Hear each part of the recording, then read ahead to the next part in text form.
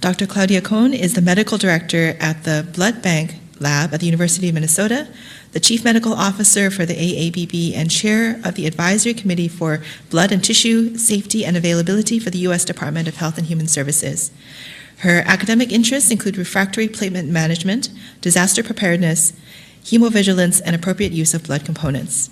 She'll be speaking to us about blood supply surge capacity for disaster planning. Welcome.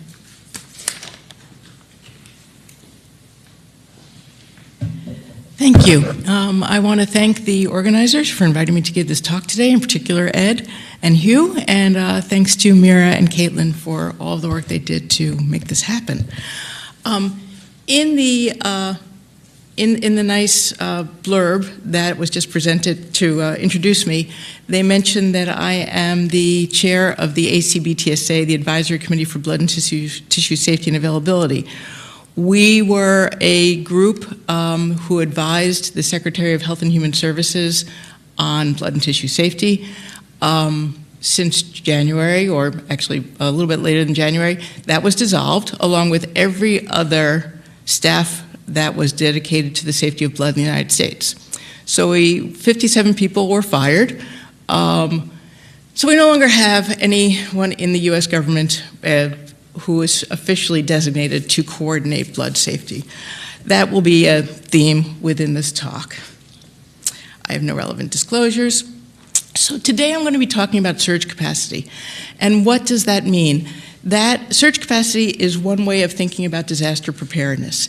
If there's a disaster where more blood is needed, then you're going to need to have enough extra fat in the blood supply so that you can have a surge to meet the new demand. So how much of a surge are we talking about? Well, it's going to be different for every different kind of disaster that we're thinking about. But you have to understand how much of a surge we need to think about how much current inventory we have, what the size of the surge is going to be, and the duration of the surge. So there are short-term disasters, both man-made and natural, and long-term disasters, and they're going to have a very different approach in terms of the amount of blood that's needed and how long you need that blood. Unfortunately, in the United States, we have had a lot of experience with short-term demands in surges in blood. I show here 9/11 with the Twin Towers coming down, and on the right, one of the many man-made disasters. This was the mass casualty event in Las Vegas when we had a sniper shooting up a lot of people who were at a concert. Glenn Ramsey, if you're aware of his work, has covered short-term surges in supply of blood, and he has shown that over and over again we are able to meet that need, that there's not been increased morbidity or mortality as a result of a lack of blood for these disasters. So we, and some of that, or almost all of that, is because we have great altruism. There are many things wrong with the United States, but altruism in blood donors during disasters is not one of them.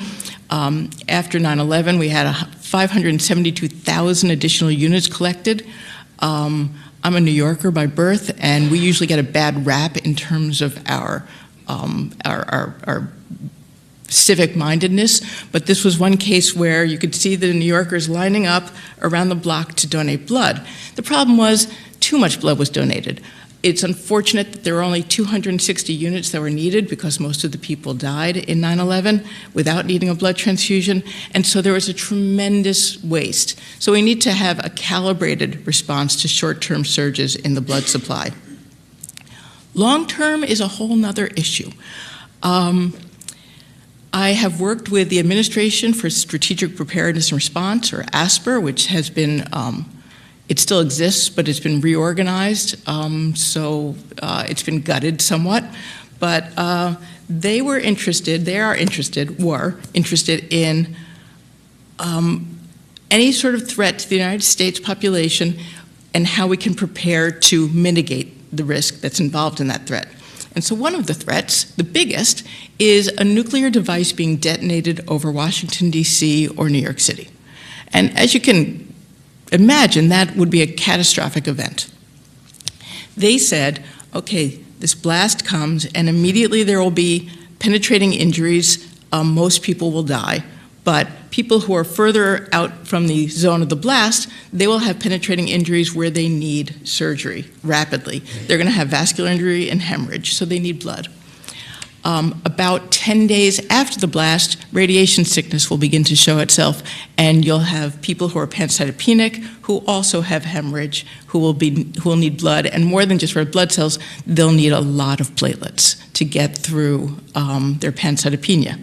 So in this modeling exercise, they looked at DC and they looked at the amount of blood that was on hand in the metropolitan area, and they said there's 65,000 red cells in the immediate DC area at the time of the modeling, and there were 12,000 platelets.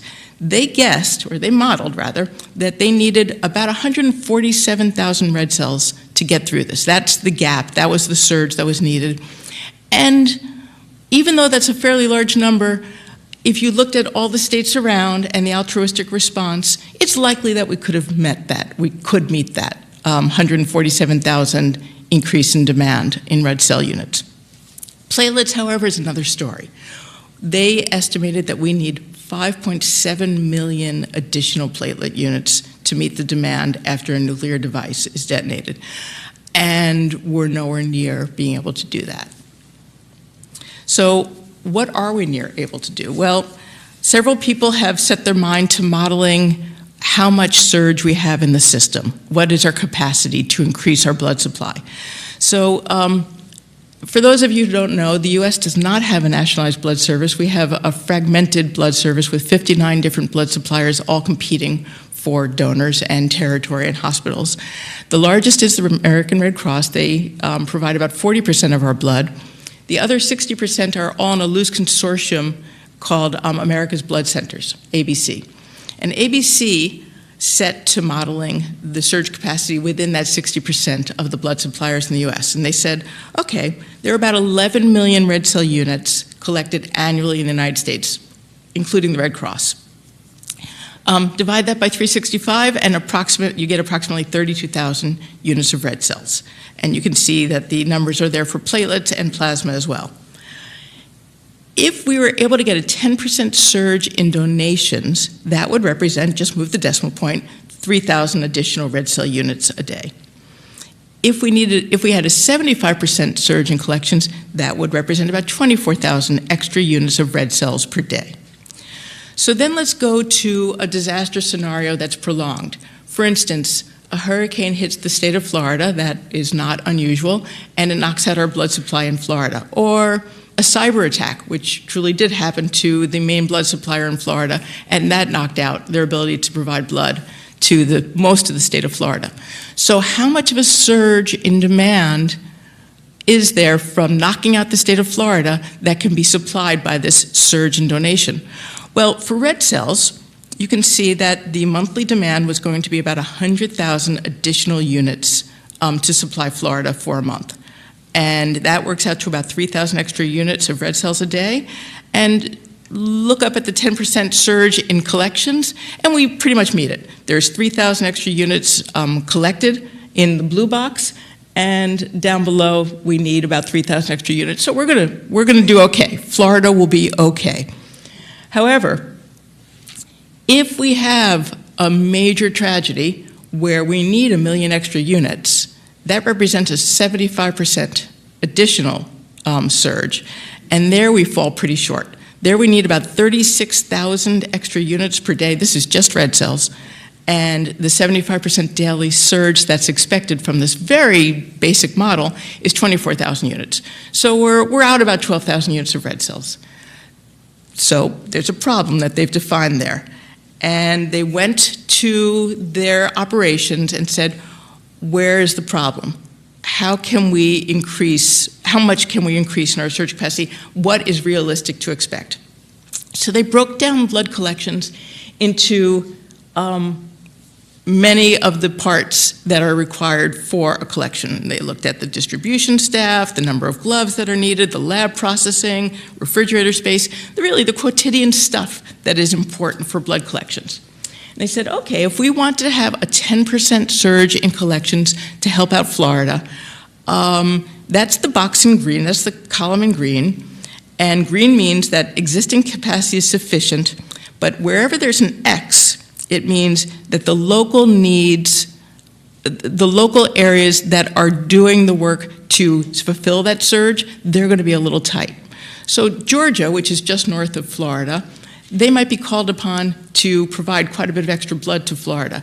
And for wherever there's an X in that green column, Georgia will suffer a bit. They'll be a little tight on the collection staff. You move to the 20% to 40% surge in capacity, and here we start to see that there's limited existing capacity at this surge level. We see an increase in the X's for each row. So although they will somewhat be able to meet the surge in capacity based on this current model, everywhere that helps out to provide that extra blood for Florida will feel it. They will be tight on blood in their local region. Get above 50% and all bets are off. We will not be able to provide extra blood for a prolonged period if there's a 50% surge in demand.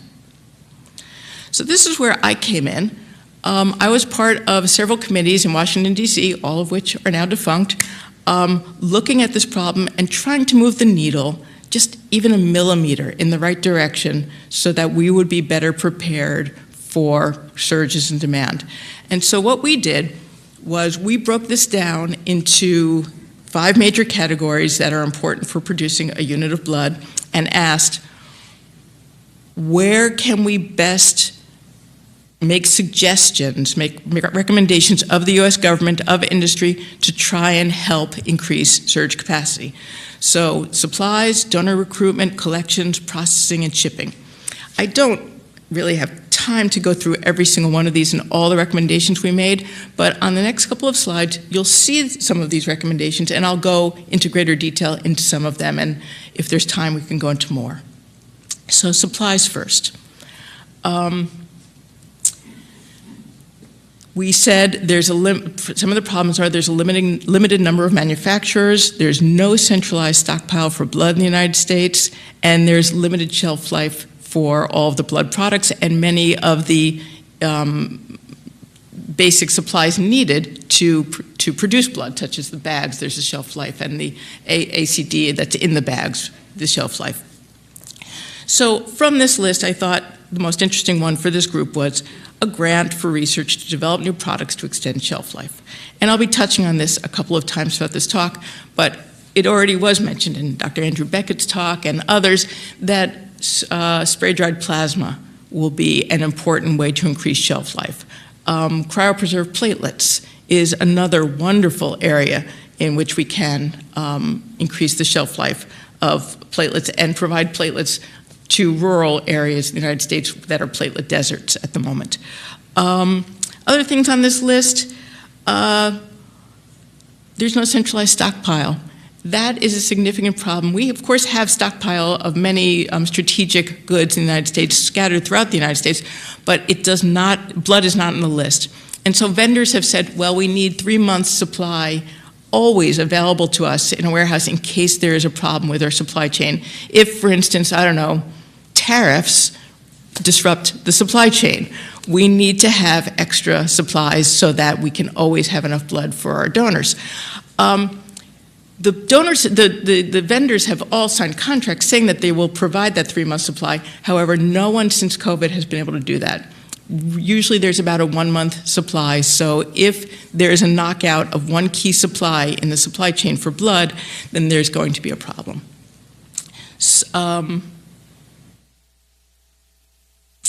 Donor recruitment. There are many issues with donor recruitment, and I think that Canada, like the US, has many problems with donor recruitment, getting enough donors in.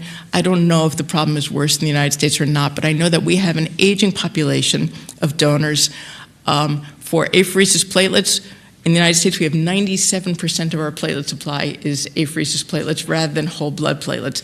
People can quickly come in and give a whole blood unit in about 20 minutes, whereas an apheresis unit will take 1 to 2 hours. So it's asking a lot, and that's why we mostly see it in older people who have the time. That is a problem in and of itself. One of the recommendations we made was make more of a focus on younger donors. It's easy to say, it's harder to do, but I had the opportunity to visit a blood center in Chengdu in Sichuan province in China, and I was incredibly impressed with very simple measures that were taken to increase the young donors in that area of China. They had playrooms in the blood centers. So the parents were in donating blood and the kids were there in the playroom. And they had a blood museum where kids can play and learn all about the importance of donating blood. So they got to inculcate these kids, teaching them, become a lifetime donor. And for this and other reasons, it's worked. In US, we have mostly older donors, very few younger donors. In China, it's the opposite. So they're doing something right. I don't know if it's just this, but this seems like a fairly easy and inexpensive fix that can be made. In terms of collections, we made recommendations about machines, about staffing, about production capability. One of the main things is simply switching to whole blood platelets. That has been a major issue in the United States. We have PRP platelets rather than Buffy-coat platelets, which is what the rest of the world uses. We also have Revios from Terumo. It probably has helped a little bit increase supply, but only a little bit. There are a lot of problems that we need to overcome. The FDA has a lot of barriers.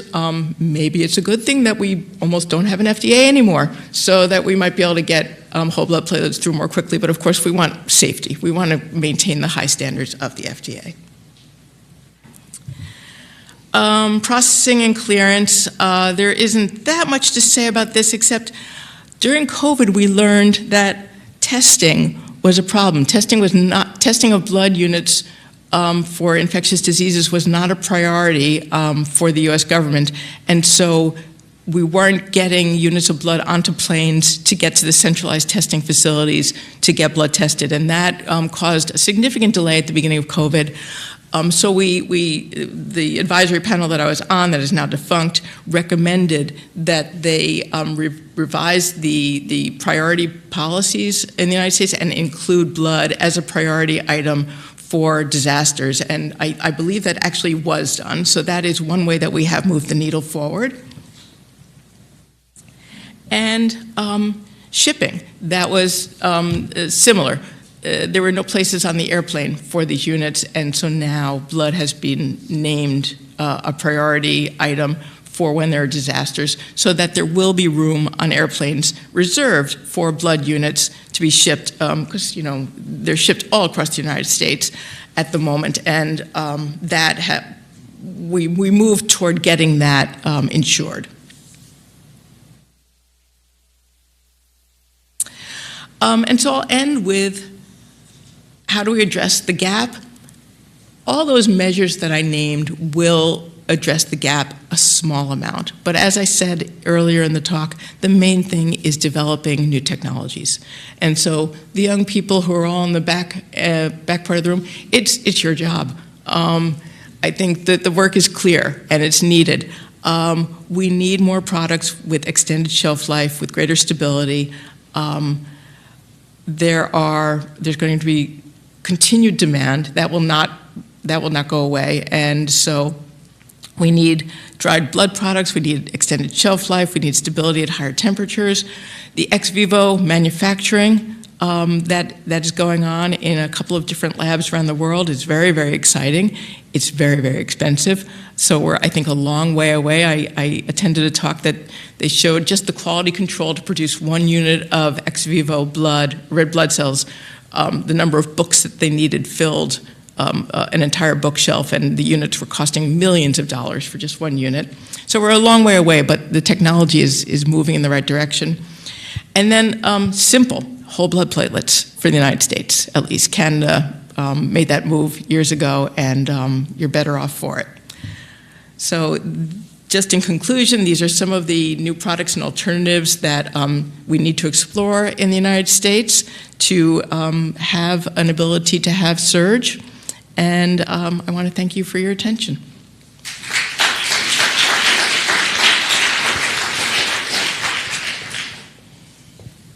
Thank you very much. Questions from the audience? Yes. So, hi, Claudia, that was fabulous. Thank you very much. I have a question and a comment. One, the question is, does the military in the U.S. have a separate blood collection, distribution, blah, blah, blah, the whole thing, and is that sort of nationalized, so to speak? And then the comment is that if anybody from the U.S. administration was listening and you're unable to return, you're more than welcome to stay. Well, I was thinking of making a QR reader with my name and an email if anyone wants to hire someone in Canada. I live in Minnesota. We're already farther north than you. I'd love to come down south and join Canada. I actually have cousins in Toronto, but yeah, I'd very much appreciate that comment, Ted. There's the Armed Forces Blood Program. They are separate from the Civilian Blood Collection Agency, although we work closely with them. They're part of the AABB. They did a surge capacity study that I attended a talk, and they cited things like years before they would have enough of the operational steps in place in order to meet surge. So they were in a pretty bad place, I thought. And they're aware of that. They have contracts with the civilian blood suppliers to provide extra blood when needed, and a lot of people in the States are thinking about that now.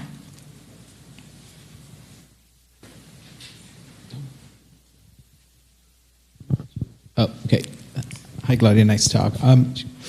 Quick question. So I understand manufacturing blood could be quite expensive, but what about the concept of universal platelets, potentially deriving from cord blood, and not necessarily worrying about adult donors, but using cord blood HSCs or cord blood megakaryocytes, and then doing terminal sort of differentiation into platelets and knocking out the class 1 thing. So that then it's essentially universal. You could freeze them down for longer periods of time and don't have to worry about capacity potentially if you have a certain capacity already frozen. Is that something that people are considering in terms of ex vivo engineering?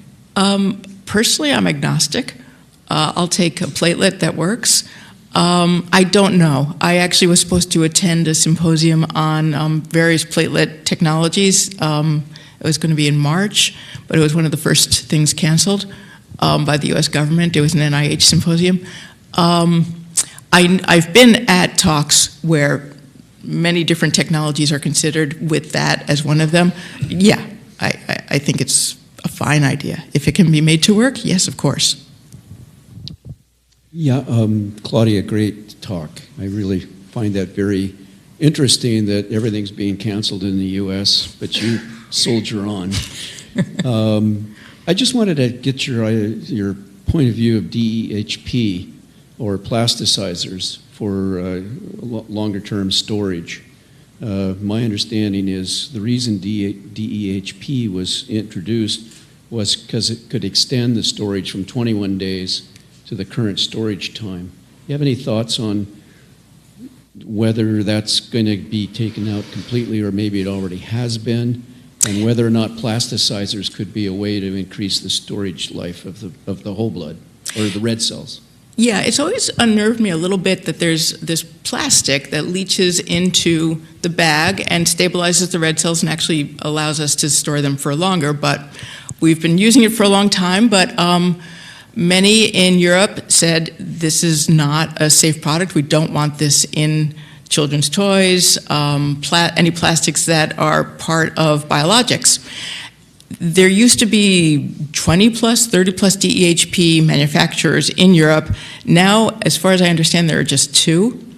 So we are going to be forced to move to non-DEHP plastic bags. There are companies in the United States that are, well along the road toward developing non-DEHP bags. It turns out that when you have and John can probably talk about this much better than I can, when you have a non-DEHP bag, that means that you're no longer going to necessarily have compatible anticoagulants or additive solutions. And so we may need to validate new additive solutions in these non-DEHP bags. The FDA has been notably silent on DEHP. They said that they were going to release a statement on it this year, but now I think all bets are off with anything happening with the FDA. However, it's a fait accompli. We're going to have to move to non-DEHP.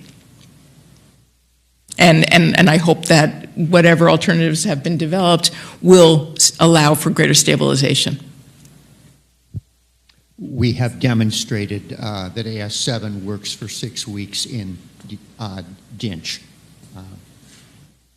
diisohexonononate, or whatever it is. But the question I wanted to ask you, Claudia, was we're 100 miles east of where the Pacific Plate subducts below the North Atlantic Plate, and 10 million people live in Vancouver, Seattle, Portland, and all the way down to Medford, Oregon, that are going to be trapped when the big one happens. That's going to require 1,000 units of red cells a day by your estimation. And that may go on for years if water systems and electrical systems are knocked out, and ability to do local production. And of course, there'll be acute needs. Where are those going to come from? That's a really good question, John. That was the work that I was doing, that I'm trying to do. California is a huge blood producer, and if most of California is knocked out, the rest of the country is going to have to rise to help. I live in the Midwest now, where we are proudly one of the best blood donators in the country.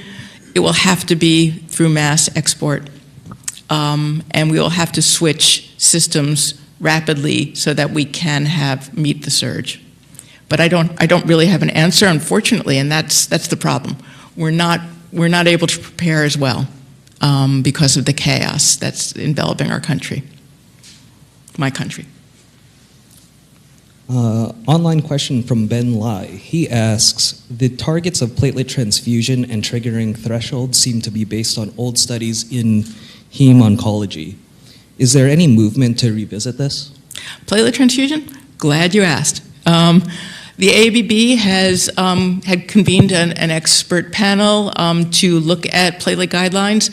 That's been submitted to JAMA, and I don't think I hope I'm not being preliminary. They made it through the first round of revisions. You're going to be seeing 11 new guidelines coming out shortly on platelets, and I can, during the break, talk to you about what they are because they were made public during the AABB. Thank you, Claudia. That was a great talk. I had a question, but I actually just wanted to follow up on the Don and John's points regarding the non-DHP, because we have been doing work on that at Canadian Blood Services for the last couple of years, and we have not yet published, but soon to be published, results that are also showing positive, like 6-week red cell storage in non-DHP bags with an alternative additive solution. So that will come out soon, and that's working well within the Canadian Blood Services whole blood derived component processes.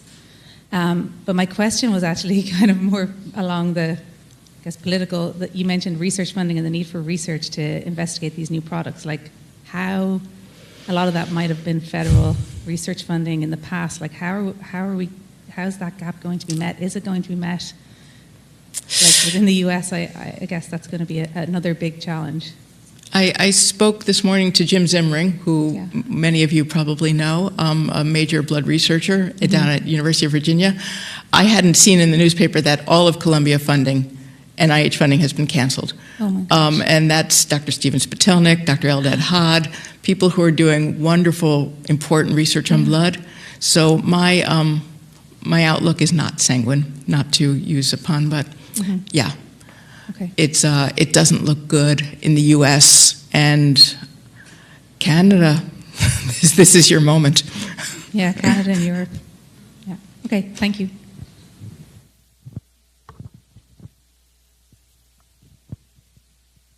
I had a question about the nuclear blast projections in DC or New York. The model you showed has a 10 kiloton explosion. That's smaller than the ones used in World War II. I'm wondering if that's a reasonable assumption, or is the blood need actually going to be higher than that model? You know, I don't know, but I do know that over and over again in that modeling exercise, they always said a dirty bomb. And I don't know if dirty bombs have less force but spread more havoc. I don't know. Okay, thank you. Sure.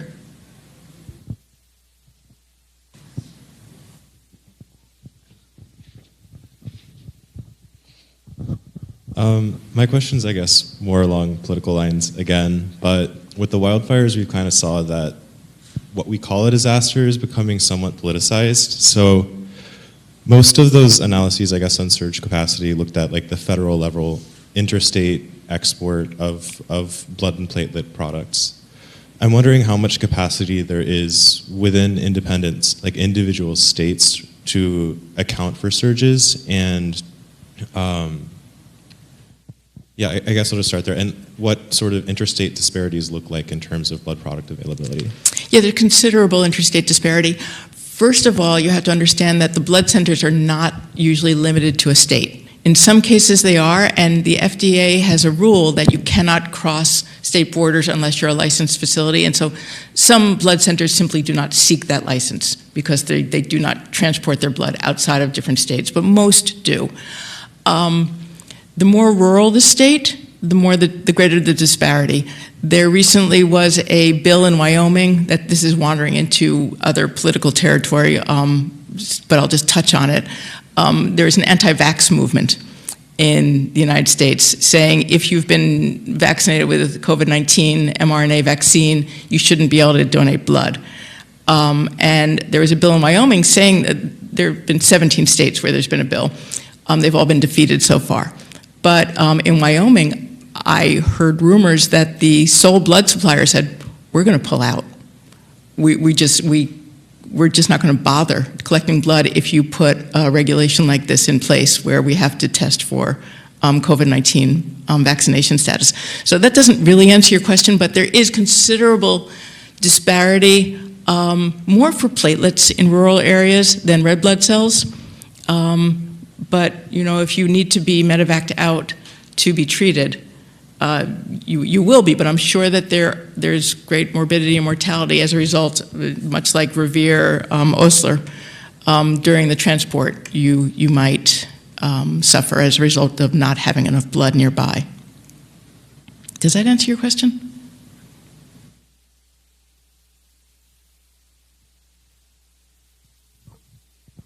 Yes. I'll just speak loud.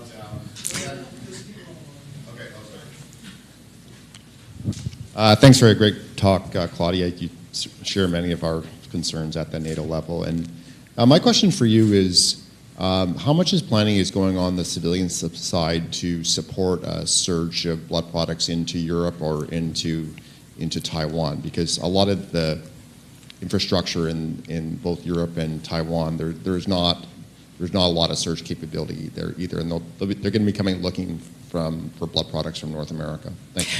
I had just assumed the chairmanship of the ACBTSA, the now defunct committee, when I received a call on a Saturday night saying, there are a bunch of people meeting, we're worried about a three front war, Taiwan, Ukraine, other, and we need more blood. What are we going to do? So there's concern. It largely is from the military, but the civilian blood collection establishment is very well aware that they will have to augment that supply. I really can't say beyond that because I'm not sure how much has been done other than there's been a lot done in the plasma space, but not others.